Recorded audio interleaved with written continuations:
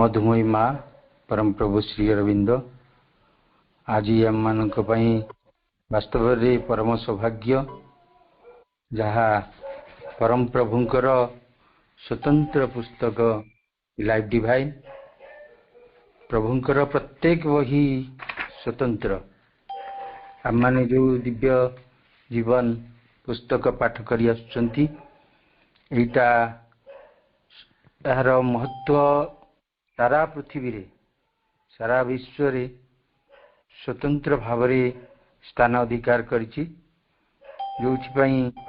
माने सीधा सड़क तंक बहिरू पाठ करिवार सौभाग्य आम पाउचंती भवेश भाई माध्यम रे तेणु आम मानकर प्रकृति रे अनेक एस्पिरेशन अनेक स्पृहा जो टिके जागरित होइथिला सेटा आज पुणी नूतन भाव भाई आज पुस्तक हमको आरंभ करेंगे। आज हूँ सर्वप्रथम मूलरू आरंभ हम दिव्य जीवन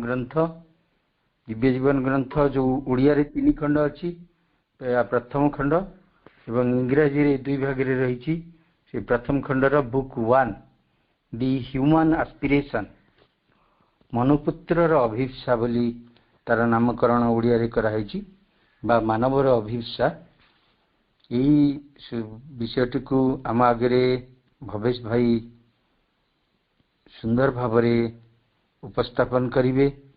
तेणु आज तार उपरे जहाँ इंट्रोडक्शन आम समस्त ताहा गुरुत्वपूर्ण तेणु भवेश भाई को मु अनुरोध करी भाई विषयटी को आरंभ करने पूर्व से आरि उपरे स्वतंत्र सूचना दे आरंभ करी भाई।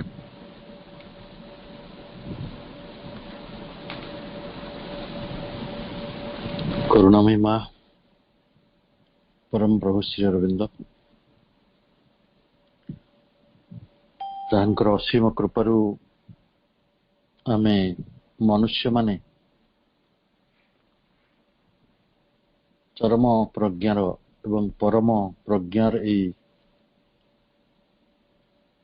महासत्य संबलित पुस्तक गुड़िक आम जीवन निर्माण करने पाइछु एवं सबुठार गुरुत्वपूर्ण कथा है एक पवित्र उत्साह सहित एक चमत्कार काल समय काल आमे ताको अध्ययन करने को जाऊँ। तेणु सर्वादौ परमा जननी एवं परम प्रभुंकर आशीर्वाद आमको आवश्यक अच्छे आम से भली आस्पृहारी अच्छा ये कार्यक्रम को सकाले जो माने आगे नहीं आम समस्त प्रिय प्रशांत भाई देवस्मिता पा उषापा षष्ठीपा स्वप्नापा एवं अन्य समस्ते एवं आपण माने जो माने यही अमृत लग्न रे यही अमृत को आस्वादन करने निज आत्मा भितर एक प्रेरणा को अनुभव करुछंती समस्त को अनेक अनेक अभिनंदन। आपण जानती जितेबाला ये दिव्य जीवन ग्रंथ लेखा आरंभ है से समय था अगस्ट मास प्रभु जन्मदिन जन्म मासर 1914 मसीहा जबे माँ आते जगत श्री अरविंद को साक्षात करने पंडिचेरी एवं जगत ता साक्षात थिला एक अपूर्व साक्षात एवं आध्यात्मिक इतिहास रे सबुठारु महत्वपूर्ण घटना एवं मार्च मासरे जो साक्षात है मार्च शेष आड़ को केवल 2-3 मास भितर आर्य पत्रिका प्रकाशित हबार अस्थिर करागला उभय इंग्राजी भाषा एवं फ्रांस भाषा रे पत्रिका प्रकाशित है 1919 पर्यंत ଜାନୁଆରୀ 1919 ପର୍ଯ୍ୟନ୍ତ ଏବଂ ଶ୍ରୀ ଅରବିନ୍ଦ ଏକା ସାଙ୍ଗରେ ଏଥିରେ ଅନେକ ଗୁଡେ ବହି ଯୋଉଗୁଡିକ ଆମେ secret in Veda, human cycle, synthesis Yoga ସବୁ ଗୁଡିକ ଏକା ସାଙ୍ଗରେ ଲେଖୁଥିଲେ। ଆଉ ଆଜି ବି ସବୁ ଯୋଉମାନେ ବିଦ୍ୱତ୍ତା ରହିଛନ୍ତି, ଯୋଉମାନେ ଲେଖକୀୟ ଜଗତ ସହିତ ପରିଚିତ, ସେମାନେ ଆଶ୍ଚର୍ଯ୍ୟ ହଉଛନ୍ତି ଯେ ଏତେ ବଡ ଉଚ୍ଚାଙ୍ଗ ଦର୍ଶନକୁ ଆଉ ସାହିତ୍ୟକୁ ଦର୍ଶନକୁ କିଭଳି ଭାବରେ ଏତେ ନିର୍ଭୁଲ ଭାବରେ ସେ ସପ୍ତାହକୁ ଅନ୍ତତଃ 64 ପେଜ ଲେଖିପାରୁଥିଲେ ନିଜ ଟାଇପ ରାଇଟରରେ। ଏବଂ 1914 ରୁ 1919 5 ବର୍ଷ ଧରି ଆର୍ଯ୍ୟ ପତ୍ରିକାର ପ୍ରତ୍ୟେକ ଅଙ୍କରେ ଏଇ ଲାଇଫ ଡିଭାଇନ ପୁସ୍ତକର କଥା ଗୁଡିକ ଆସିଥିଲା।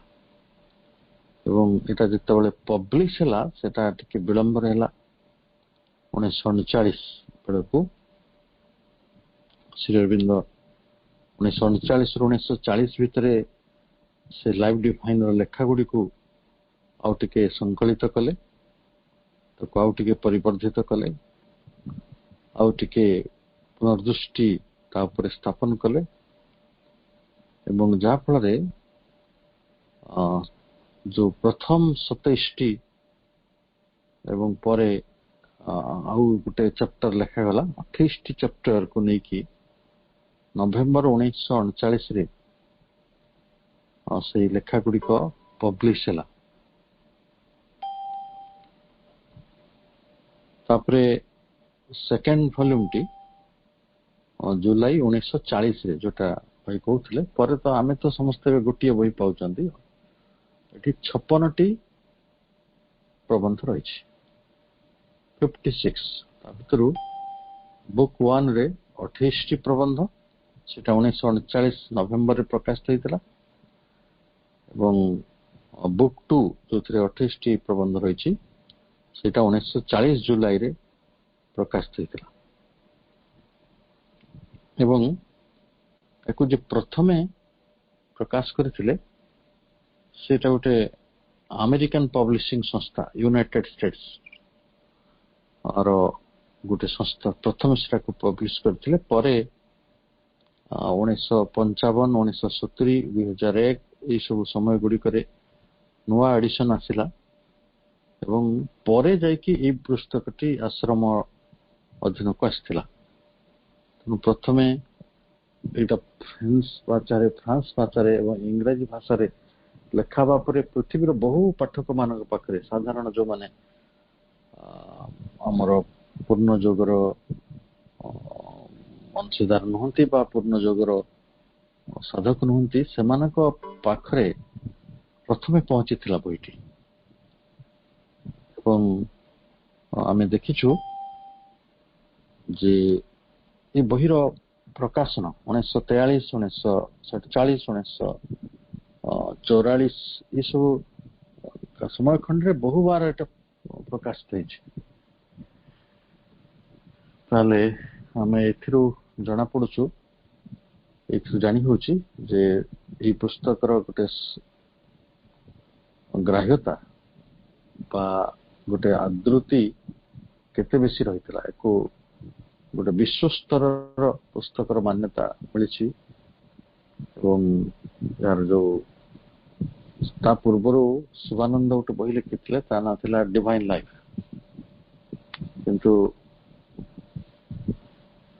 ଶ୍ରୀ ଅରବିନ୍ଦ ତାକୁ ଗୋଟେ କାବ୍ୟିକ ଢଙ୍ଗରେ, ଯେହେତୁ ସେ କବି ଥିଲେ, ଆଉ ସେଇଟା ଶିବାନନ୍ଦଙ୍କର ଯୋଉ ଲାଇଫ ଡିଭାଇନ ସେଇଟା ସମ୍ପୂର୍ଣ୍ଣତଃ ତାଙ୍କର ଯୋଉ ଡିଭାଇନ ଲାଇଫ ସେଇଟା ହଉଛି ସମ୍ପୂର୍ଣ୍ଣତଃ ତାଙ୍କର ଯୋଉ ସଂଗଠନ ଆଉ ତାଙ୍କର ସାଧନା ସମ୍ବନ୍ଧିତ କଥା।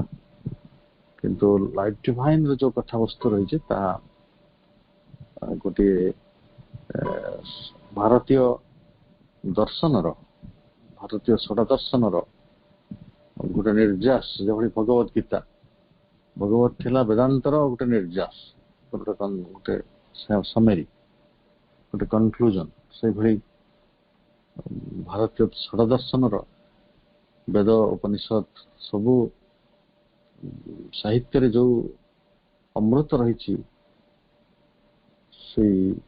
तार सर गोटे संक्षिप्त रूप एक अपूर्व सम्मेलन होती महान सत्य गुड़िकर तेणु लाइफ डिवाइन पुस्तकर जो उच्चता रही तार जो शब्दर गारिमा रही आ पछरे थिबा जो भावना जो आध्यात्मिक अभिप्सा निहित रही प्रकृत भारी अचिंतनीय और कल्पनीय आम समस्त किंतु प्रभुंकर कृपा जो हुए से समस्ते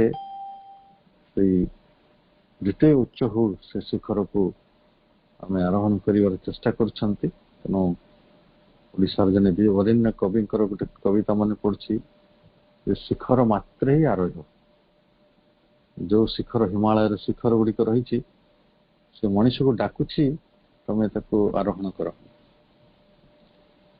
तेणु जदि ये दिव्य जीवन पुस्तक गोटे शिखर ही थाए ताले से शिखर को आरोहण करने प्रभु आमको सुजोग देछंती एवं आह्वान मध्य करिसंती मां आम भितर प्रेरणा खोजुचंती तेणु तांको कृतज्ञता पूर्वक आम आज अध्ययन को आरंभ करवा प्रथम प्रबंधटी होची द ह्यूमन एस्पिरेशन ताको आपण जो बाटरे अनुवाद करि पारंती किंतु चित्त भाई ताको करिसंती मनुपुत्रर अभिप्सा ह्यूमन को मनुपुत्र कहिसंती एवं एस्पिरेशन तो स्वाभाविक अभिप्सा अटे आपण ताको मानवर अभिप्सा भाबरे कहि पारंती बा कौन सी रूप से आप बुझीपारती किंतु कथाटी बुझी होची द ह्यूमन एस्पिरेशन मनीषर आस्पृह मानविक आस्पृह मनीष कौन चाहे जो मुझे प्रबंध पढ़ी बहुत क्षुद्र प्रबंधटे किंतु मत लगे जे गोटे कैप्सूल ज्ञानर कैप्सूल केते कथा खंजी दि जाए आम चिंता करती नहीं जे मनीष प्रकृति में कौन चाहे जीवन सारा मनीष खाली चाहूए खोजुए तर कौन पाई ना से भावुए मत गोटे कौन मिले गोटे संतोष मिल गोटे तृप्ति मिल आनंद मिल परिपूर्णता मिल कौन गोटे मिल से केमिति मिल कौन पाइले मनीष शांत हम प्रशांत हम स्थिर हम समत्व भितर को जीव शांति भितर को जीव परितृप्ति भितर को जीव ताहूँ एक गुरुत्वपूर्ण प्रश्न सही प्रश्न समाधान एठारे प्रभु कर मनीष कौन चाहूँगी मनीष कौन खोजुची आमे भी आम साधारण जीवन गोटे कौन खोजुचु आम साधक जीवन भी आम गोटे कौन खोजुचु आम सत्य जीवन भी कौन गोटे खोजुचु आम मिथ्या जीवन मिथ्या तो नुहे अलिक जीवन में आम गोटे कौन खोजुचु ये खोजाटा कौ दिगरे से विषय आमर सचेतनता बा आमर दृढ़ता दृढ़ निश्चयता यहाँ केते दूर यही संपर्क में आम आलोचना टी आगे नवा श्रीरविंद कहते the earliest preoccupation of man in his awakened thoughts and as it seems his inevitable and ultimate preoccupation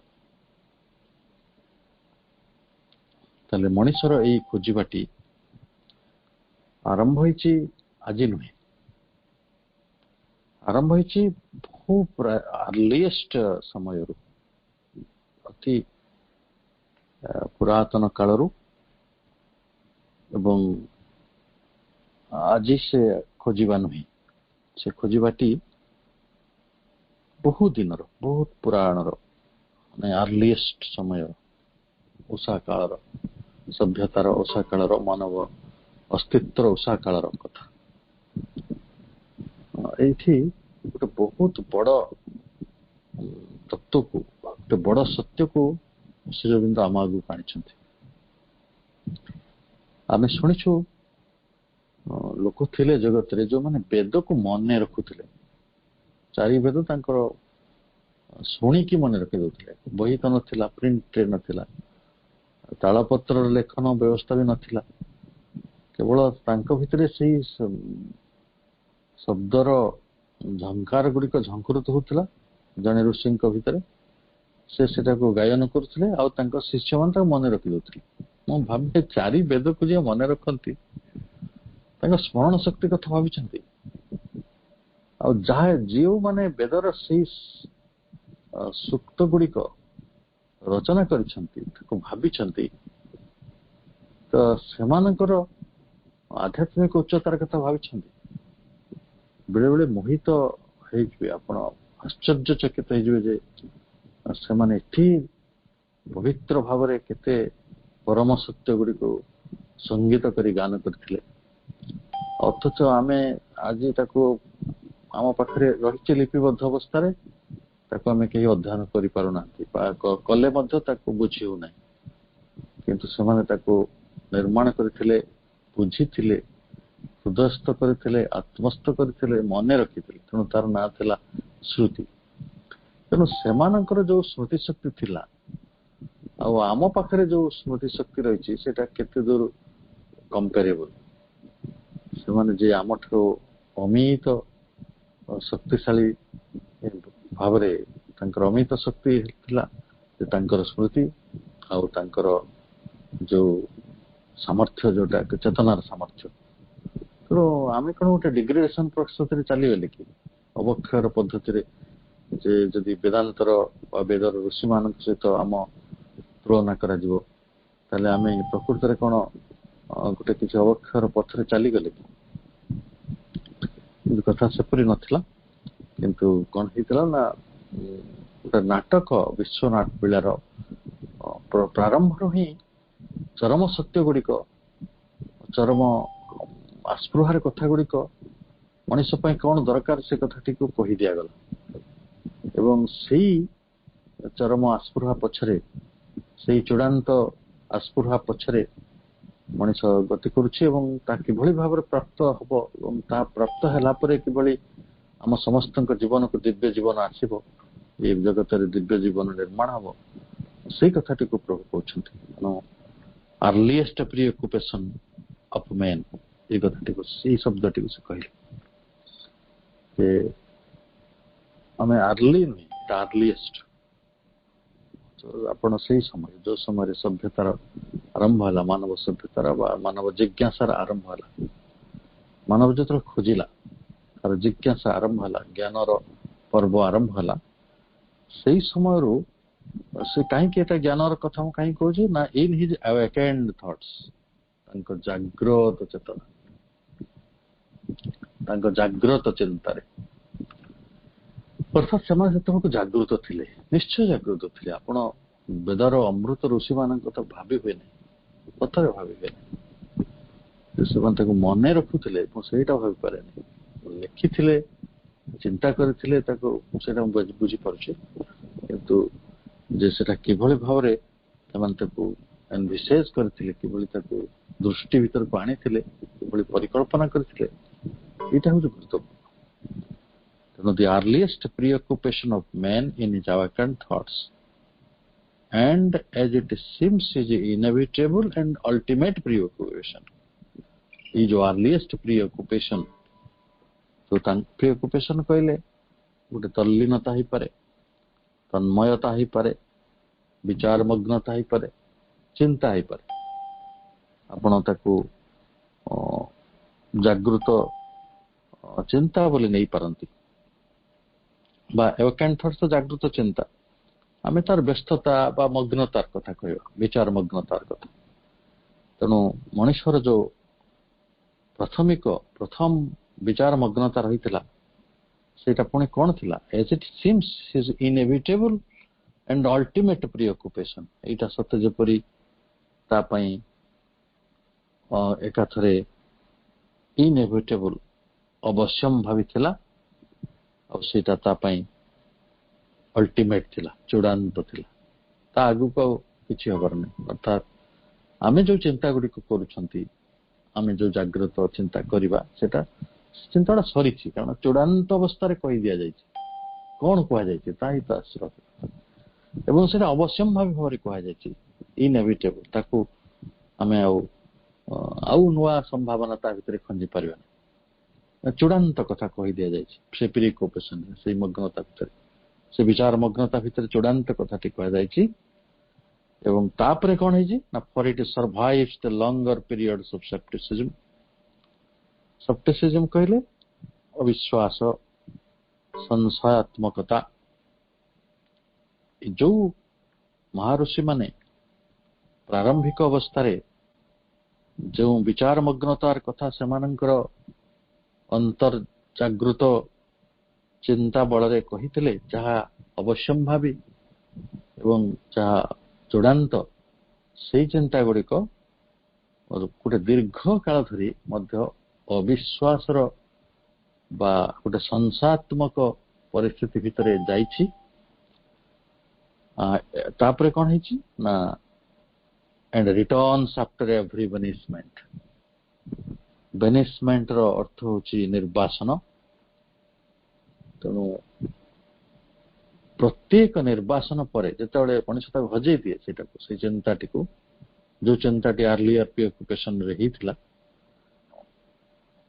ସେ ପ୍ରତ୍ୟେକ ବେନିସମେଣ୍ଟ ପରେ ଯେତେବେଳେ ମଣିଷ ଅନ୍ଧକାର ଭିତରକୁ ଚାଲିଯାଏ, ଗୋଟେ ପ୍ରାଣୀକ ଜୀବନ ବଞ୍ଚେ। ମତେ ଲାଗେ, ଦେଖନ୍ତୁ, ଯଦି ଋଷି ମାନେ ଥିଲେ ତାହେଲେ ପରେ ପୁରାତନ ପ୍ରସ୍ତର ଯୁଗ ଆସିଥିଲା, ଆମେ ତାପରେ ନୂତନ ପ୍ରସ୍ତର ଯୁଗ ଆସିଥିଲା, ଯେ ପଥର ଖଣ୍ଡେ ଧରିକି ମଣିଷ ଲଙ୍ଗଳା ହେଇକି ଯିଏ ଦୌଡୁଥିଲା, ଗୋଟେ ଜୀବଜନ୍ତୁ ହତ୍ୟା କଲେ ତାର ପରିବାର ପାଳିବ, ଆଉ ତା ପାଖରେ ଶିକ୍ଷା ଦୀକ୍ଷା କିଛି ନଥିଲା। ଏଇଗୁଡା ହିଁ ବେନିସମେଣ୍ଟ କୁହାଯାଇ ପାରିବ। ଯେ ମଣିଷ ଋଷିମାନେ ତିଆରି ହେଲେ, ତାପରେ ଗୋଟେ ଅନ୍ଧକାର ଯୁଗ ଆସିଲା, ସେ ଆଲୋକର ଯୁଗ ପରେ ଗୋଟେ ଅନ୍ଧକାର ଯୁଗ ଆସିଲା। ମଣିଷ ତାର ସେଇ ଆକାଂକ୍ଷା ଗୁଡିକୁ, ସେଇ ଆସ୍ପୃହା ଗୁଡିକୁ, ସେଇ ଚୂଡାନ୍ତ ଅବଶ୍ୟମ୍ଭାବୀ ସତ୍ୟ ଗୁଡିକୁ ହଜେଇ ବସିଲା। ସେଟାକୁ ବେନିସମେଣ୍ଟ କହୁଛନ୍ତି, ନିର୍ବାସିତ ହେଇଗଲା। ସେଟା ସେ ସଂଶୟ ଭିତରେ ହଜିଲା। ସତରେ ଏମିତି ଗୋଟେ ସେଇ ଆସ୍ପୃହା ଅଛି, ଏମିତି ଗୋଟେ ଚୂଡାନ୍ତ କଥା କିଛି ଅଛି, ଏମିତି ଗୋଟେ ଅବଶ୍ୟମ୍ଭାବୀ କଥା ଅଛି, ଇନଏଭିଟେବଲ ଆଣ୍ଡ ଅଲ୍ଟିମେଟ, ଏମିତି କିଛି କଥା ଅଛି କି? ଏବଂ ସବୁଥର ସେ ଫେରି ଆସିବା ପରେ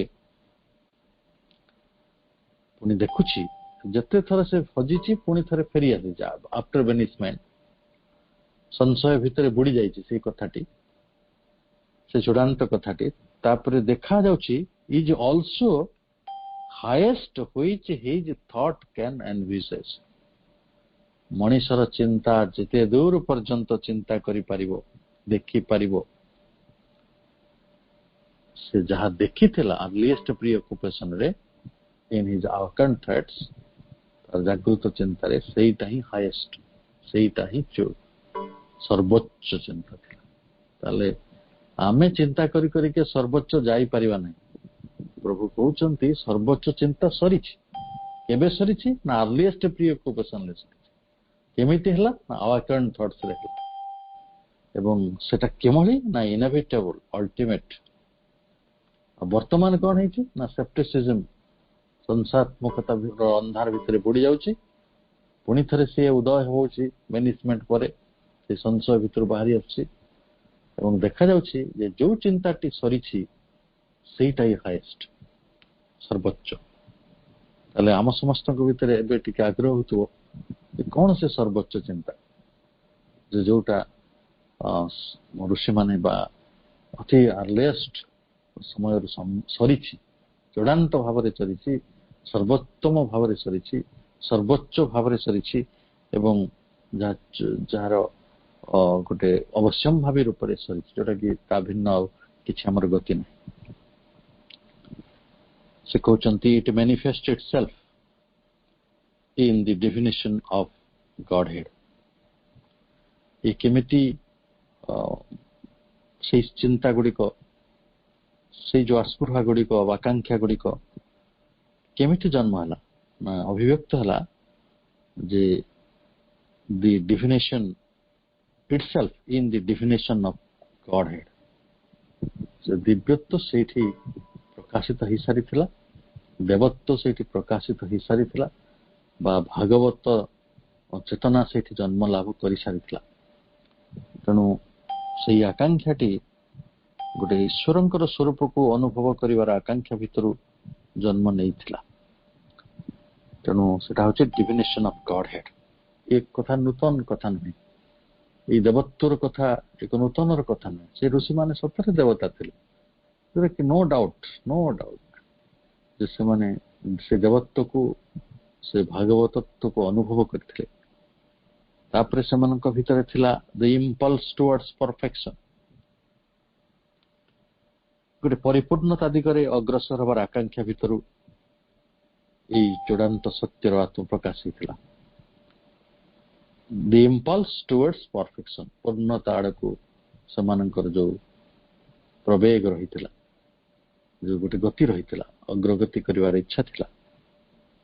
ଦି ସର୍ଚ୍ଚ ଆଫ୍ଟର ପିଓର ଟ୍ରୁଥ, ଆମେ ଏଇ କଥା ଗୁଡ଼ିକୁ ଭାବିବା, ଆମେ ଏଇ ପୂର୍ଣ୍ଣ ପବିତ୍ର ସତ୍ୟର ସନ୍ଧାନ କରୁଛୁ କି? ସେମାନେ କିନ୍ତୁ ଏଟା କରିଥିଲେ। Divination of godhead, impulse toward perfection, ଏଇଟା ହିଁ ତ ପୂର୍ଣ୍ଣ ଯୋଗରେ କରିଦିଆଗଲା ଯେ ଏଇଟା ହିଁ ଆମର ଲକ୍ଷ୍ୟ। ଆମେ ପୂର୍ଣ୍ଣତା ଖୋଜିବା, ଆମେ ଦେବତ୍ୱ ଖୋଜିବା, ଆମେ ଆଉ ସତ୍ୟକୁ ଖୋଜିବା। ସର୍ଚ୍ଚ ଆଫ୍ଟର ପିଓର ଟ୍ରୁଥ, ସେଇ ଶୁଦ୍ଧ ସତ୍ୟକୁ ସେମାନେ ଖୋଜିଥିଲେ, ବିଶୁଦ୍ଧ ସତ୍ୟକୁ ଖୋଜିଥିଲେ, ଅନ୍ୱେଷା କରିଥିଲେ। ଆଉ and unmixed bliss, unmixed କହିଲେ ଅବିମିଶ୍ର, ଯୋଉଥିରେ କିଛି ମିଶ୍ରଣ ହେଇନାହିଁ। unmixed bliss, ଆନନ୍ଦ, ଅବିମିଶ୍ର ମହାନନ୍ଦକୁ ବି ସେମାନେ ଖୋଜିଥିଲେ। ଆପଣ ଭାବନ୍ତୁ, ପୁରାତନ ପ୍ରସ୍ତର ମଣିଷର କଥା, ତା ପୂର୍ବରୁ ହଠାତ୍ ଗୋଟେ ଏମିତି କଣ ହେଇଗଲା ଯେ ସେ ଲୋକମାନେ ସବୁ ପରଫେକ୍ସନ ପଛରେ, ଗଡ୍ ହେଡ୍ ଡିଭିନେସନ ପଛରେ, ଗୋଟେ ପିଓର ଟ୍ରୁଥ ଆଣ୍ଡ ଅନମିକ୍ସଡ ବ୍ଲିସ୍, ଏସବୁ ପଛରେ ଚାଲିଗଲେ। ଖାଲି ସେତିକି ନୁହେଁ, ଆଉ ଗୋଟେ ଦିଗରେ ଯାଇଛନ୍ତି, ଦି ସେନ୍ସ ଅଫ ଏ ସିକ୍ରେଟ ଇମର୍ଟାଲିଟି, ଗୋଟେ ସଂଗୁପ୍ତ ଅମୃତମୟତା, ଯୋଉ ଅମୃତମୟତାଟା ସିକ୍ରେଟ ଅଛି, ସେଟା ଲୁକାୟିତ ହେଇକି ରହିଛି, ତାର ପଛରେ ବି ସେମାନେ ଯାଇଥିଲେ। ସେ ଆକାଂକ୍ଷା ଗୁଡ଼ିକ, ଏଇ ଆକାଂକ୍ଷା ଗୁଡ଼ିକ ଏଇ ବାଟରେ ଅଭିବ୍ୟକ୍ତ ହେଇଥିଲା, ଚୂଡ଼ାନ୍ତ ହେଇଥିଲା। The ancient dawns of human knowledge have left us their witness to this constant aspiration. ଏଇଟା ହଉଛି ମାନବ ଜ୍ଞାନର ପ୍ରାଚୀନ ଉଷାକାଳ। The ancient dawns of human knowledge, ମାନବ ଯେତେବେଳେ ଏଇ ସବୁ ଅନ୍ୱେଷା କରିଛି, ଆରେ ସେଇ ମଣିଷଟି ଜନ୍ମ ହଉ ହଉ ଅମରତ୍ୱ ଖୋଜିଲା, ସତ୍ୟ ଖୋଜିଲା, ପୂର୍ଣ୍ଣତା ଖୋଜିଲା, ଦେବତ୍ୱ ଖୋଜିଲା। ଏବେର ମଣିଷର କଣ ହେଇଛି? ଏବେ ମଣିଷଟି ସେପ୍ଟିସିଜମ ଭିତରକୁ ଯାଇଛି, ସଂଶୟାତ୍ମକତା ତା ଭିତରକୁ ଯାଇଛି, ଅନ୍ଧକାର ଭିତରକୁ ମାଇଗ୍ରେଟ କରିଯାଉଛି, ମଝିରେ ମଝିରେ ପୁଣି ଫେରି ଆସୁଛି। ଏଭ୍ରି ଭେନିସମେଣ୍ଟ ପରେ ଦେଖୁଛି ନା ନା, ସେ ଯୋଉଟା ସବୁ ସିଦ୍ଧାନ୍ତ କରିଥିଲା, ଯୋଉ ଆକାଂକ୍ଷା କରିଥିଲା, ଯୋଉଟା ଆସ୍ପୃହା କରିଥିଲା, ସେଇଟା ତାକୁ ମିଳିନାହିଁ। ଏବଂ ସେଇଟା ହିଁ ତାର ହାଇଏଷ୍ଟ ଲକ୍ଷ୍ୟ ହେଇକି ରହିଛି। ଏବେ ବି ସେ ଲକ୍ଷ୍ୟଟି ଏତେ ଚୂଡ଼ାନ୍ତ ଆଉ ଏତେ ଅବଶ୍ୟମ୍ଭାବୀ ଯେ ତାକୁ ସେ ବଦଳେଇ ବି ପାରୁନି। ଏଗୁଡାକୁ ଛାଡିଦେଲେ ତା ଜୀବନରେ ଆଉ କିଛି ଆସ୍ପୃହାସତା ନାହିଁ, ଆକାଂକ୍ଷା ନାହିଁ। ବାକି ଆକାଂକ୍ଷା ଅଛି, ଉଡାଜାହାଜ ଚଢିବାର, ମାନେ ମେଟ୍ରୋ ଟ୍ରେନରେ ଯାତ୍ରା କରିବାର, ସି ପ୍ଲେନ ଉଡେଇବାର, କି ଗୋଟେ ଆହୁରି ଆହୁରି ଆହୁରି ଆହୁରି ଆହୁରି ଅଗ୍ରଗତି କରୁଛି ମଣିଷ। କିନ୍ତୁ ସେଇଟା ହିଁ ଚୂଡାନ୍ତ। ସେ ଯେତେ ଯାହା କରୁ ତାରି ଦାୟରା ଭିତରେ କରୁଛି। ଆମେ ସେ କଥା ଗୁଡ଼ିକୁ ଆଉ ଥରେ ମନେ ପକେଇଦେବା। Divination of godhead, impulse toward perfection, the search after pure truth and unmixed bliss, the sense of a secret immortality. ଏବଂ ଏଇଟା ଏଇ ହ୍ୟୁମାନ ନଲେଜଟା witness to this constant aspiration. ଏଇଟାକୁ ହଉଛି କନଷ୍ଟାଣ୍ଟ ଆସ୍ପିରେସନ କହିଲେ ନିୟତ, ବା ଯୋଉଟା କନଷ୍ଟାଣ୍ଟ ଆସ୍ପିରେସନ, ତା ନିୟତ ଅଭିପ୍ସା, ସବୁଦିନେ ସେଇ अभिप्साटी से करुछि। Today, Aji, we see a humanity satiated but not satisfied by victorious analysis of the externalities of the nature, preparing to return to its primeval longings. Aji ame gote manisha ko dekhuchu je humanity satiated but not satisfied.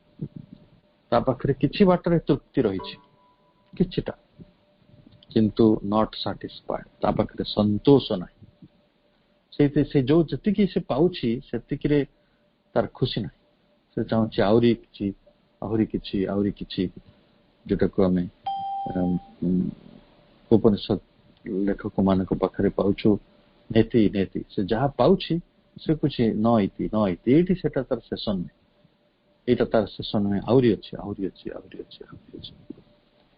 ताले आजिर मनीष सेही मनीषटी जो earliest preoccupation रो मनीष बा जहा कहा गला the ancient dawns of human knowledge से कथा सेही अस्पृहार कथा रहितला आज से अस्पृहाटी अछि कि नाही ताको खोजिबा से मानस मनुष्यटी खोजुची कोन करूची ना bye victorious analysis of the externalities of nature तेणु बाह्य प्रकृति जगतर से विश्लेषण करुछि सफल भाव विश्लेषण करुछि victorious analysis of externalities of the nature प्रकृति रो बाह्य रूप को नै से गुटे माने जययुक्त हला बडी सफल हला बडी गुटे विश्लेषण खोजुछि सेटा हो विज्ञान किंतु आमे जो अर्लीएस्ट प्री ऑक्युपेशन रो कथा कहले सेटा होची दर्शन ताले कुटिए पटे दर्शन चूड़ांत है कि थुआ है आपण कागर एटा ही शेष अंतिम लक्ष्य एटा ही अंतिम आकांक्षा अंतिम अस्पृहा चूड़ांत अस्पृहा अन्य पटे अंधकार भीतर को केबे जाउथवा एवं केबे निर्वासन भीतर को जाउछि पुणी थरे केबे फेरी आसुछि संशयात्मक अवस्था रे रहुछि ताको संदेह करूछि पुणी ताको भाबुछि परीक्षा निरीक्षा करूछि बाह्य जगत रे ताको खोजुछि सफल भाव रे तार विश्लेषण करके विज्ञान निर्माण करूछि रिटर्न टू इट्स प्राइमावेल लॉन्गिंग से खोजी कि पुणी थरे सेही प्राइमावेल लॉन्गिंग्स से जो आदि कालर अनिर्वाज्य आकांक्षा भीतर को से पुणी फेरी आसुछि प्रस्तुत होछि अरे सेही उडा ही ठीक आमे खोजुछु पाउछु आम चारिकड़े अनेक सुख आमे खंजी देछु सब कंफर्ट खंजी देछु किंतु मनीष आदिम आशा कालर से मानव ज्ञानर जो चूड़ांत कथा सेठी में पहुंचिनु अच्छा सेगुडा कौन सेगुडा the earliest formula of wisdom promises to be its last ताले ये जो सर्वश्रेष्ठ बा अंतिम प्रमिज कार ना विष्टमृता प्रज्ञार गोटे प्रस्तुति तार आदिम सम सूत्र गुड़िक the earliest formula of wisdom आदिमतम प्रज्ञार आदिमतम सूत्र earliest formula of wisdom कौन थिला ना सेटा to be the last सेटा होजी शेष माने सेटा प्रथम आ सेटा होजी शेष चूड़ांत आउ ता आगु को मनुष्य जहा खोजुछि आउ किछि खोजी कि पाइले भी ताको सुख नाही जदियो से अनेक victorious analysis of externalities of nature पछरे अछि बहु परीक्षा निरीक्षा प्रयोग अंधकार आलोक छाई आलोर खेल भितर से गति करुछि संदेह ज्ञान ता भितर से गति करुछि गति करी कोठी पहुंचबो गॉड लाइट फ्रीडम इमोर्टालिटी एउडा शेष अभिप्सा माने चूड़ांत से एकाथरे अंतिम भाव से एउडा ही चाहूछि आ या भिन्न आ से किछि पाइले संतुष्ट हब नाही किए ना गॉड भगवान ଲାଇଟ୍ ଆଲୋକ, ଫ୍ରିଡମ୍ ମୁକ୍ତି, ଇମର୍ଟାଲିଟି ଅମରତ୍ୱ। ତାହେଲେ ପୂର୍ଣ୍ଣ ଯୋଗର ଏଇ ଚାରୋଟି ହଉଛି ମୂଳ କିୱାର୍ଡ, ଯୋଉଥିରେ ଯାହା ପାଇଁ ହିଁ ଏତିକି ସାଧନା ହଉଛି, ଏତିକି ତପସ୍ୟା ହେଇଛି, ଏତିକି ଗତିବିଧି, ଏତିକି ସାଧକ ମାନଙ୍କର ଆସ୍ପୃହା ଜାରି ରହିଛି। ତେଣୁ ଆମକୁ ଯଦି କିଏ ପଚାରନ୍ତି ଯେ ପ୍ରକୃତରେ ମାନବ ଅଭିଷ୍ଟାଟି କଣ, ଆଉ ସେଟା କେମିତି ଆମ ପାଖକୁ ଆସିଛି, ମାନବର ସେ ଅଭିପ୍ସାଟି କୋଉ ଦିନରୁ ଆସିଛି? ସେ ଆସିଛି ଗୋଟେ ଜାଗ୍ରତ ମନର ପ୍ରାଥମିକ ଆର୍ଲିଏଷ୍ଟ ବିଚାର ମଗ୍ନତା ଭିତରୁ ଆସିଛି, ଏବଂ ସେ ଅତୀତର ବହୁ ପରୀକ୍ଷା ନିରୀକ୍ଷା, ବହୁ ଅନ୍ଧକାର ଯୁଗ, ବହୁ ସଂଶୟର ଯୁଗକୁ ପାର ହେଇକି ପ୍ରତ୍ୟେକ ବେନିସମେଣ୍ଟ ପରେ ଯେତେବେଳେ ତାକୁ ନିର୍ବାସନ ଦିଆଯାଇଛି, ଏକ ପ୍ରକାର ତାକୁ ଦୂରେଇ ଦିଆଯାଇଛି ଜୀବନରେ, ସତେ ଏଟା ଆବଶ୍ୟକ ନୁହେଁ, ପୁଣି ଥରେ ସେ ଫେରି ଆସୁଛି ସେଇଗୁଡାକ ଆବଶ୍ୟକତା ହେଇକି, ସେଇଟା ହିଁ ଚୂଡାନ୍ତ ହେଇକି ରହିଛି।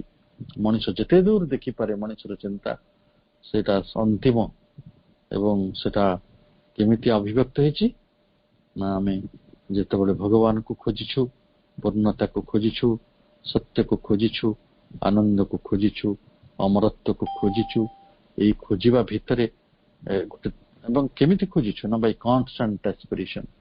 ମଣିଷ ସବୁବେଳେ କଣ ଖୋଜୁଛି? ଆନନ୍ଦରେ ଖୋଜୁଛି, ଗୋଟେ ତୃପ୍ତି ଖୋଜୁଛି, ଗୋଟେ ସନ୍ତୋଷ ଖୋଜୁଛି, ଶାନ୍ତି ଟିକେ ଖୋଜୁଛି।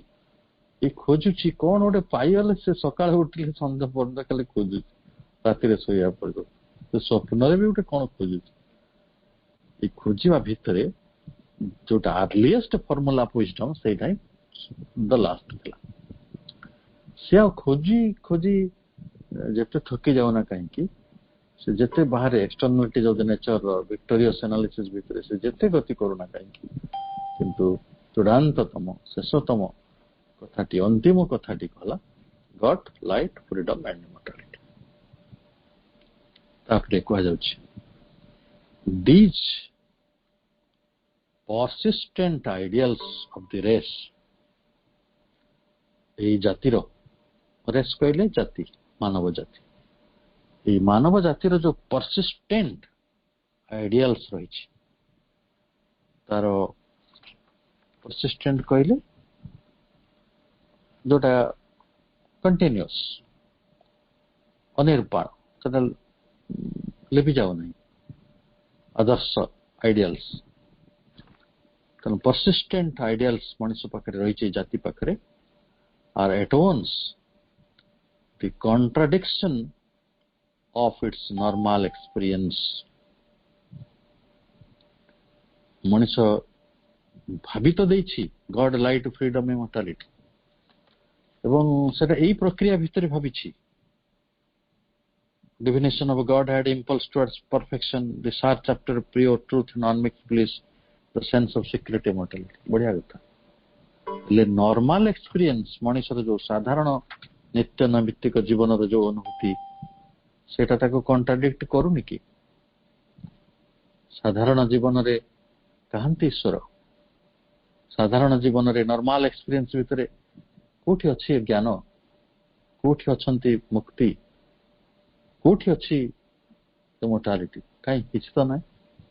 ଏଠି ତ ପ୍ରତି ମୁହୂର୍ତ୍ତରେ ବିପଦ ରହିଛି, ପ୍ରତି ମୁହୂର୍ତ୍ତରେ ଅସୁରକ୍ଷା ରହିଛି, ପ୍ରତି ମୁହୂର୍ତ୍ତରେ ଅପମାନ ରହିଛି, ପ୍ରତି ମୁହୂର୍ତ୍ତରେ ଗ୍ଲାନି ଅଛି, ପ୍ରତି ମୁହୂର୍ତ୍ତରେ ଭୁଲ ଭ୍ରାନ୍ତି ରହିଛି, ପ୍ରତି ମୁହୂର୍ତ୍ତରେ ସନ୍ଦେହ ଆସୁଛି, ପ୍ରତି ମୁହୂର୍ତ୍ତରେ ଆମେ ଅଜ୍ଞାନାଚ୍ଛନ୍ନ ହେଇଯାଉଛୁ।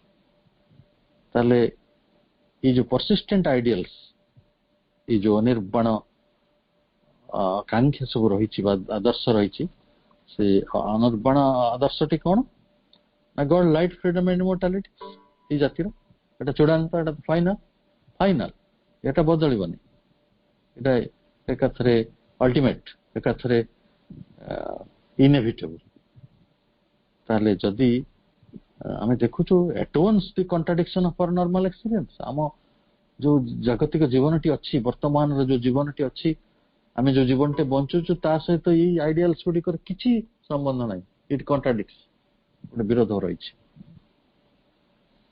and the affirmation of higher and deeper experiences which are abnormal to humanity and only to be attained in their organized entirety by a revolutionary individual effort or an evolutionary general progression. ओ चमत्कार ताले जेतेबेले मनीष higher and deeper experience टाकू तार उच्चतर आ गभीरतर अनुभूति को बा उपलब्धि टाकू कौन करुछि ना देखुछि जे तार इनफॉरमेशन टी संभव बा तार जो प्रतिष्ठा तार जो निश्चितता सेटा संभव देखंतु असल रे जो जीवन अच्छी से परसिस्टेंट आइडियल गुड़िकर किसी संबंध रहूना कंट्राडिक्ट कर किंतु एक कथा मध्य सत्य से मनुष्य जदि से कथा गुड़ी को प्रकृति रे खोजे जेमती अर्लीएस्ट प्री ऑक्युपेशन रे मनुष्य तार वेकेंट थॉट्स रे ताको खोजी थिला जागृत चिंता रे आमे से जागृत चिंता भितर अच्छु कि नहीं ये गोटे प्रश्नवाची ताले आमे जदि ताको खोजिबा हायर एंड डीपर एक्सपीरियंसेस ताको बहुत कन्फर्म करिछि ताको अफर्म करिछि ताको दृढ़ निश्चित करिछि ताको प्रतिष्ठा करिछि किंतु सेटा which are abnormal to humanity आजिरो जदि अनुभूति गुडी को देखिबा सेटा अस्वाभाविक लागुछि नै आपनको पिला को पाठ पढ़ियार अच्छी पैसा दरकार अच्छी आपणकर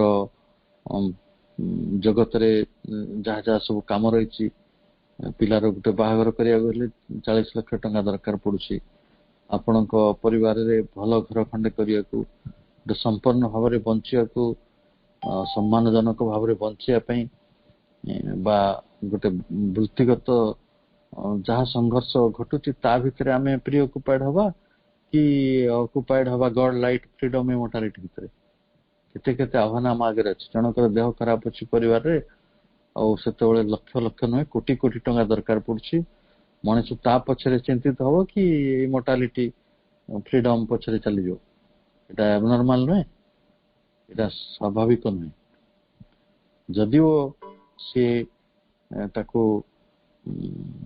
डीपर और हायर एक्सपीरियंस से जिनस गुड़ को अनुभव करुछि जे हां अमरत्व गोटे कौन अच्छी गोटे हुए तो मुक्तिबोध कौन रही ज्ञान रही किंतु सेगुड़ाक आम अनुभव प्रक्रिया भितर को आसुना साधारण जीवन जो गतिविधि भितर से आसुना ताले किंतु पुणी एक कथा कह जाउछि जे ई कथाटी ओनली टू बी अटेन्ड एटा आमे प्राप्ति करि परिबा in their organized entirety जदि आमे पूर्णतः जदि आमे ताको संगठित हो बा जो साधना करू ताले स्वाभाविक भाव रे हमको ई कथाटी संभव हबो केमिति संभव ना by A revolutionary individual effort गोटे विशेष प्रकार व्यक्ति मानकर जो रिवोल्यूशनरी कहले कौन रिवोल्यूशन आपण जानिछंती विप्लवात्मक बा गोटे उत्क्रांतमूलक इंडिविजुअल एफर्ट व्यक्तिगत उद्यम द्वारा जोटा को आमे ऋषि मानकर साधना कहते विश्वामित्र ऋषि साधना कथा कहते वशिष्ठंकर साधना कथा कहते याज्ञवल्क्यंकर साधना कथा हम जानती आमे सेमिति जनक ऋषिंकर साधना कथा जानती जो माने गॉड लाइट फ्रीडम इमोर्टालिटी पाइछंती तांकर डिवर एंड हायर एक्सपीरियंस गुडी करे सेही गुडा को आमुको एबनॉर्मल लागुची कारण आमे जो तेल लुण दियानियार संसार भितर रहिछु एटा हमर भूल नुही जे आमे एठी रहिछु बोली आमे समस्त याज्ञवल्क्य हवा संभव नुहे कि समस्त विश्वामित्र हवा संभव नुहे जे राजा पाट छाड़ी करी सत्य पथरे चली जाइथिले तेणु समस्त बुद्ध देव नुहे जे राज परिवार जन्म होइकि मध्य गोटे भिक्षुकर जीवन यापन करथिले सत्य पई अमरत्व पई एगुड़ी को एते संभव नुहे श्री अरविंद भली ଗୋଟେ ଜୀବନ ଯାପନ କରିବା ତାହେଲେ ଏଇ ନର୍ମାଲ ଏକ୍ସପିରିଏନ୍ସ ଆମ ପାଖରେ ଯୋଉଟା ରହିଛି ଏଇ ଯୋଉ ହାୟର ରେଫର୍ମେସନ କୁ ସେ କଣ୍ଟ୍ରାଡିକ୍ଟ କରୁଛି। କିନ୍ତୁ ଏଇଟା ଯଦି ଆମେ ଅର୍ଗାନାଇଜ୍ଡ ହଉ ଏଣ୍ଟାରିଟିର ସହିତ ଆଉ ଯଦି ଆମେ ରିଭଲ୍ୟୁସନାରୀ ଇଣ୍ଡିଭିଜୁଆଲ ଏଫର୍ଟ କରୁ ତାହେଲେ ପାଇବା। ଆଉ ଗୋଟେ ରାସ୍ତା ଅଛି, ସେ ରାସ୍ତାଟି ହେଉଛି or an evolutionary general progression। ଗୋଟିଏ ମାନବ ପ୍ରକୃତିର ଯଦି କ୍ରମ ପରିଣତ ଅଗ୍ରଗତି ହୁଏ, ଇଭଲ୍ୟୁସନାରୀ ଜେନେରାଲ ପ୍ରୋଗ୍ରେସନ। ଇଭଲ୍ୟୁସନ ର କଥା ଆସିଗଲା, ଯୋଉଟା ଆମକୁ କ୍ରମ ପରିଣତି ଦିଗରେ ନିଏ, କ୍ରମୋନ୍ନତିର ପଥରେ ନିଏ, ବିବର୍ତ୍ତନର ପଥରେ ନିଏ, ଉତ୍ତରଣର ପଥରେ ନିଏ। ସେଇ ଇଭଲ୍ୟୁସନ ଯଦି ସମ୍ଭବ ହୁଏ ଏବଂ ତା ଦ୍ୱାରା ଜେନେରାଲ ପ୍ରୋଗ୍ରେସନ ଗୋଟେ ସାଧାରଣ ଅଗ୍ରଗତି ସମ୍ଭବ ହୋଇଥାଏ, ତାହେଲେ ଏଇଭଳି ଗୋଟେ ପରିପୂର୍ଣ୍ଣ ଓ ସର୍ବାଙ୍ଗୀନ ପ୍ରକାଶ ଆମ ପାଇଁ ସମ୍ଭବ ହୁଏ। ତାହେଲେ এই କଥାଟିକୁ ଆମେ ଆଉଥରେ ବି ଚିନ୍ତା କରନ୍ତୁ। ତାହେଲେ ଆମ ପାଖରେ ଯୋଉ ପରସିଷ୍ଟେଣ୍ଟ ଆଇଡିଆଲ୍ସ ରହିଛନ୍ତି, ଗଡ୍, ଲାଇଟ୍, ଫ୍ରିଡମ ଆଣ୍ଡ ଇମର୍ଟାଲିଟି, ସେଟା ଆମ ମାନବ ଜାତିର, ଆମ ରେସ୍ର ତାହା ହିଁ ସର୍ବୋତ୍ତମ ଓ ଅନ୍ତିମ ଏବଂ ଚୂଡ଼ାନ୍ତ ସର୍ବଶେଷ ଆକାଂକ୍ଷା ବା ସ୍ପୃହା।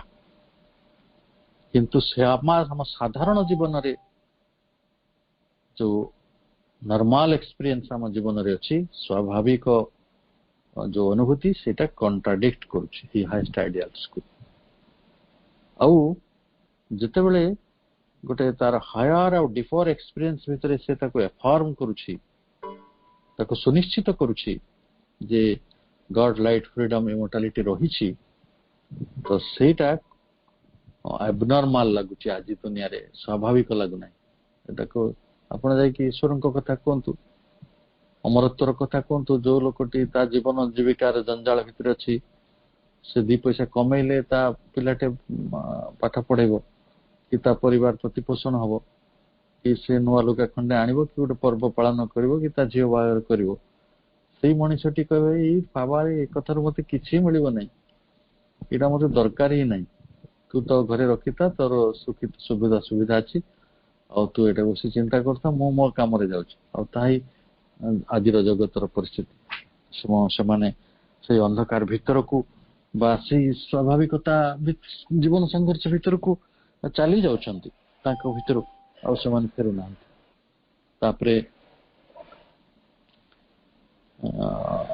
ଆମେ କହୁଛନ୍ତି ଯେ ହଁ ଏଇଟା ଆଟେଣ୍ଡ କରାଯାଇପାରିବ ଯଦି ମଣିଷ ସମ୍ପୂର୍ଣ୍ଣତଃ ସଂଗଠିତ ହବ ଆଉ ତା ଭିତରେ ଗୋଟେ ରିଭଲ୍ୟୁସନାରୀ ଇଣ୍ଡିଭିଜୁଆଲ ଏଫର୍ଟକୁ ସେ ଆଣିପାରିବ, ଅତି ବିପ୍ଳବାତ୍ମକ। ସେ ଲୋକଟି ଗୋଟେ ନୂତନ ପ୍ରକାରର ମଣିଷ, ମାନେ ତା ଗୋଟେ ନୂତନ ପଥରେ ଯିବ, ସେଥିପାଇଁ ସେ ରିଭଲ୍ୟୁସନାରୀ। ବୁଦ୍ଧ ଯୋଉ ପଥରେ ଯାଇଥିଲେ, ଶ୍ରୀଅରବିନ୍ଦ ଯୋଉ ପଥରେ ଯାଇଥିଲେ, ଗୋଟେ ରିଭଲ୍ୟୁସନାରୀ ଇଣ୍ଡିଭିଜୁଆଲ ଏଫର୍ଟ, ଗୋଟେ ବଡ ନିଜର ସାଧନା, ଯେ ସ୍ୱାଭାବିକ ଜୀବନକୁ ପରିତ୍ୟାଗ କରି ନର୍ମାଲ ଏକ୍ସପିରିଏନ୍ସ ଗୁଡ଼ିକୁ ପରିତ୍ୟାଗ କରିକି ଯୋଉମାନେ ଆବନର୍ମାଲ ପଥରେ ଚାଲିଯାଆନ୍ତି, ଯୋଉ ସାଧାରଣ କହିଲେ ଯୋଉମାନେ ବହୁ ଲୋକ ଯୋଉ ପଥରେ ଯାଉଛି ସେଇ ପଥରେ ନ ଯାଇକି ଗୋଟେ ରେଭଲ୍ୟୁସନାରୀ ପଥରେ ସେମାନେ ଯାଆନ୍ତି ଏବଂ ଗୋଟେ ଇଣ୍ଡିଭିଜୁଆଲ ଏଫର୍ଟ ତିଆରି କରନ୍ତି ନିଜ ଭିତରେ, ତପସ୍ୟା ଯାହାକୁ ଆମେ କହୁଛୁ, ତା ଭିତରୁ ସେମାନେ ସେଇ ଅନୁଭୂତିକୁ ପାଆନ୍ତି। କୋଉଟାକୁ? ସେ ଗଡ୍, ଲାଇଟ୍, ଫ୍ରିଡମ, ଇମର୍ଟାଲିଟି, ହାଏଷ୍ଟ ଏକ୍ସପ୍ରେସନ ଗୁଡ଼ିକ। ଆଉ ଗୋଟେ ରାସ୍ତା ଅଛି, ସେଟା ହଉଛି ଇଭଲ୍ୟୁସନାରୀ ଜେନେରାଲ ପ୍ରୋଗ୍ରେସନ, ସେଟା ବିବର୍ତ୍ତନର ପଥରେ ଗୋଟେ ସାଧାରଣ ଭାବରେ ମଣିଷକୁ ପ୍ରଗତିଶୀଳ କରିବ, ଗୋଟେ କ୍ରମୋନ୍ନତିର ପଥରେ ନବ। ପ୍ରଭୁ ଚାହିଁଛନ୍ତି, ନିଶ୍ଚିତ କୋଉଟା ଚାହୁଁଛନ୍ତି ଆମେ ଜାଣି ସାରିଲେଣି। ରିଭଲ୍ୟୁସନାରୀ ଜେନେରାଲ ପ୍ରୋଗ୍ରେସନର କଥା ଆସିବ ବାରମ୍ବାର, କଲେକ୍ଟିଭ ଯୁଗର କଥା, ସବୁ ସମୂହକୁ ମୁକ୍ତି, ସମୂହକୁ ଈଶ୍ୱର, ସମୂହକୁ ମାନେ ଜ୍ଞାନ, ସମୂହକୁ ଅମରତ୍ୱର ଚେଷ୍ଟା କରୁଛନ୍ତି। ଇଣ୍ଡିଭିଜୁଆଲ ଏଫର୍ଟରେ ତ ହେଇଛି, ସେଟା ଡିପର ହାୟର ଏକ୍ସପିରିଏନ୍ସରେ ମଣିଷ ତାକୁ ଉପଲବ୍ଧି କରିଛି ବୋଲି ସିନା ତାକୁ ମ୍ୟାନିଫେଷ୍ଟ କରିଛି, ପ୍ରକାଶ ଭିତରକୁ ଆଣିଛି। ତାହେଲେ ଆମେ ଆଜିର ଅଧ୍ୟୟନ ଏତିକି ରଖିବା, ତାକୁ ଚିନ୍ତା କରିବା, ଯାହା ଆମେ ପଢିଲେ এই কথাটি ବହୁତ କମ 4-5ଟି ଧାଡି ପଢା ଯାଇଛି। ତାକୁ ବାରମ୍ବାର ଚିନ୍ତନ କରିବ। ମୁଁ ଭାବୁଛି ଏଥିରେ ସର୍ବୋତ୍ତମ କଥା ଗୁଡିକ କହି ଦିଆଯାଇଛି, ଯେ ଚୂଡାନ୍ତ କଥା ଗୁଡିକ କହି ଦିଆଯାଇଛି। ମଣିଷ ଚିନ୍ତାର ଶେଷ ସୀମାର କଥା କୁହାଯାଇଛି, ଯେ ମଣିଷ ହାଇଏଷ୍ଟ କ୍ୟାନ୍ ଆମ୍ବିସିୟସ୍, ଯୋଉଠି ମଣିଷ ସର୍ବୋତ୍ତମ ଭାବରେ ଯେତିକି ଭାବି ପାରିଥାନ୍ତା ସେତିକିର କଥା କୁହାଯାଇଛି। ତାହେଲେ ଆଜି ଜୀବନରେ ଆମେ ଯାହା ବି ଖୋଜୁଛୁ, ଯାହା ବି ପାଉଛୁ, ସବୁ ମୂଳରେ ସେଇ ମୂଳ କଥାଟି ଗଡ୍, ଇମର୍ଟାଲିଟି, ଫ୍ରିଡମ୍ ଆଣ୍ଡ ଲାଇଟ୍। ଆପଣ ଘରକୁ ଫ୍ରିଜ୍ ଆଣନ୍ତୁ କି ନୂଆ ଏସି ଲଗାନ୍ତୁ କି ନୂଆ କାର୍ ଆଣନ୍ତୁ, ଆମେ ସମସ୍ତେ ଆନନ୍ଦ ପଥରେ ଅଛୁ। ଆଉ ଆମ ଜୀବନରେ ସ୍ୱାଚ୍ଛନ୍ଦ୍ୟ ଚାହୁଁଛୁ, ସ୍ୱାତନ୍ତ୍ର୍ୟ ଚାହୁଁଛୁ, ମୁକ୍ତି ଚାହୁଁଛୁ, ବ୍ୟାପ୍ତି ଚାହୁଁଛୁ, ଏହା ହିଁ ଚାହୁଁଛୁ। ତେଣୁ ଯୋଉ ଅନ୍ତିମ କଥା ଗୁଡିକ ମହାଋଷି ମାନେ ସଭ୍ୟତାର ପ୍ରାକ୍ କାଳରେ ଆରମ୍ଭରେ ଯେତେବେଳେ ମଣିଷ ଜ୍ଞାନର ଅୟମାରମ୍ଭ ହେଲା, ସେଇ କାଳରୁ ହିଁ କହିଦେଇଛନ୍ତି। ୟା ଉପରେ ଆମେ ଚିନ୍ତା କରିବା, ମନନଶୀଳ ହେବା, ଧ୍ୟାନସ୍ଥ ହେବା, ନିଧିଧ୍ୟାସନ ଭିତରକୁ ଯିବା, ପୁଣି ଥରେ ସ୍ୱାଧ୍ୟାୟ କରିବା ଏବଂ ଆସନ୍ତାକାଲି ଆଉ ବାକି ଜିନିଷ ଗୁଡିକ ପଢିବାର ଚେଷ୍ଟା କରିବା। ବହୁତ ଚମତ୍କାର ପ୍ରସଙ୍ଗ, ମନୁଷ୍ୟର ଆସ୍ପୃହା। ସମସ୍ତଙ୍କୁ ମାଙ୍କର କୃପା ମିଳୁ, ସମସ୍ତେ ପ୍ରଭୁଙ୍କର ସେଇ ମହା ଚେତନାର ଏକ ବଡ ବିନ୍ୟାସ ଭିତରେ ବଞ୍ଚନ୍ତୁ। ଏଭଳି ଏକ ଆନ୍ତରିକ କାମନା ସହିତ ଆଜିର ବକ୍ତବ୍ୟକୁ ରଖୁଛି। ସମସ୍ତଙ୍କୁ ବହୁତ ବହୁତ ଧନ୍ୟବାଦ। ବନ୍ଦେ ମାତରମ୍।